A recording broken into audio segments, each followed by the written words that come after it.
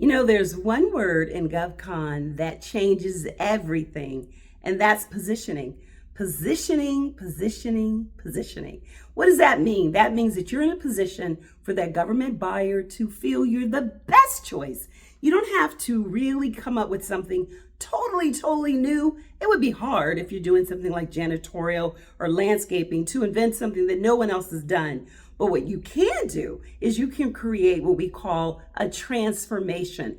That means you're offering something more than just services and products. You're giving them something that shows value and makes them say, so they're giving me this, like a report, and they're giving me an inspection, and they're showing me how they're going to save me time and money with this report and this inspection. That's going to make them say, I think I want to be with this company. And if you want to learn more, make sure you check it out in my description for my free training. See you soon.